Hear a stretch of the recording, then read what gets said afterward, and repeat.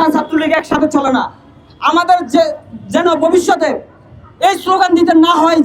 আপনারা কি ছাত্রলীগ হবেন? এবং একই সাথে ছাত্রদলকেও বলতে চাই, নাকি আপনারা ছাত্রলীগ হবেন? গতকালকে চট্টগ্রাম সিটি কলেজে যে ঘটনা আপনারা ঘটিয়েছেন দুই দল, এটা তো আমরা গণ অভ্যুত্থান পরবর্তী বাংলাদেশে কখনোই প্রত্যাশা করি নাই।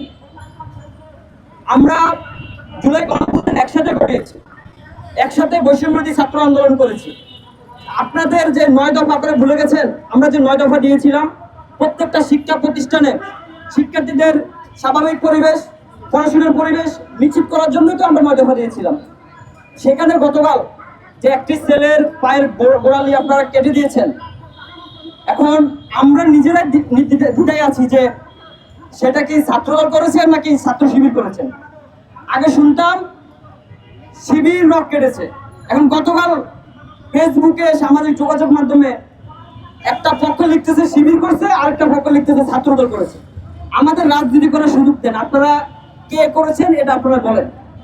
আর না হয় আমরা অতীতে যেভাবে প্রত্যেকটা ক্যাম্পাসে শিক্ষা পরিবেশ নিশ্চিত করার জন্য সন্ত্রাসীদের বিপক্ষে দাঁড়িয়েছি, আমরা কিন্তু সেটা ভুলে যাব। আপনারা আমাদের বৈষম্যবিরোধী ছাত্র আন্দোলনের সঙ্গে ছিলেন, আমরা সেটা ভুলে যাব।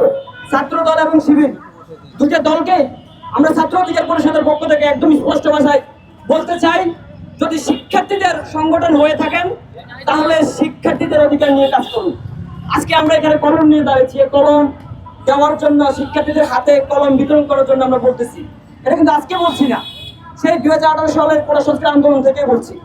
এখানে আপনারা অনেক সাংবাদিকরা আছেন পরিচিত, যে আমরা তখন প্রোগ্রামগুলো করতাম, এখানে ছাত্রদের দাঁড়িয়ে থাকতো কিংবা এই পাশে থাকতো, চারপাশে ঘেরাও করে রাখতো। আজ কিন্তু সেটা নাই, কিন্তু সেটার বহিঃপ্রকাশ আপনারা গতকাল দুটা দলেই করেছেন, ছাত্র দলও করেছেন, শিবিরও করেছেন। যে শিক্ষার্থীর পায়ের গোড়ালি কেটে দিয়েছেন সেটা একটি শিক্ষার্থী, তাকে আপনারা প্রথমে শিবির দাবি করছেন সে আপনাদের কর্মী, তারপরে ছাত্রদল দাবি করছেন ওই ছেলের নাম সাইদ, সে ছাত্রদলের কর্মী। এটা তো আমরা চাই না, আমরা চাই তার পরিচয় হচ্ছে শিক্ষার্থী। সেই শিক্ষার্থীর পরিচয়কে আপনারা নিজেরা ব্যবহার করছেন। আগে ব্যবহার করতে ছাত্রলীগ, যেমন ছাত্রলীগের কোনো ইউনিটের নেতাকর্মীরা দর্শন করলে কিংবা সন্ত্রাসী কার্যক্রম করলে তারা অস্বীকার করতো যে এটা আমাদের না। এখন কালকেও কিন্তু সেটা হয়েছে একেবারে। ছাত্রদল দাবি করছে যে আমরা করি নাই, শিবিরও করছে যে আমরা করি নাই। আর ভুক্তভোগী হওয়ার দুটা পক্ষই আপনারা দাবি করছেন, আপনারা দুই পক্ষই ভুক্তভোগী। আরে ভাই, ভুক্তভোগী বাংলাদেশের শিক্ষার্থীরা। আপনারা যদি এভাবে চাষের রাজনীতি করেন, অস্ত্রের যন্ত্রণানি রাজনীতি করেন, তাহলে কিন্তু বাংলাদেশে যে জুলাই গণঅভ্যুত্থান করেছে এই গণঅভ্যুত্থানের আকাঙ্ক্ষা বাস্তবায়ন হবে না। আর আমরা আজকে এখানে দাঁড়িয়েছি, আমাদের মনে হয় সবসময় দাঁড়াতে হবে, আপনাদের বিরুদ্ধে কথা বলতে হবে। আর বাংলাদেশ ছাত্র অধিকার পরিষদ স্পষ্ট ভাষায় বলে আসছে, ছাত্র দল হোক আর ছাত্র শিবির হোক, সন্ত্রাসী কার্যক্রম যেই করবে তার বিরুদ্ধেই আমরা কিন্তু স্লোগান তুলব। আগে আমরা স্লোগান দিতাম শিক্ষা ছাত্রলীগ একসাথে চলে না। আমাদের যেন ভবিষ্যতে এই স্লোগান দিতে না হয় যে শিক্ষা ছাত্রদল কিংবা শিক্ষা ছাত্র শিবির একসাথে চলে না, এই স্লোগান যাতে আমাদের না দিতে হয়।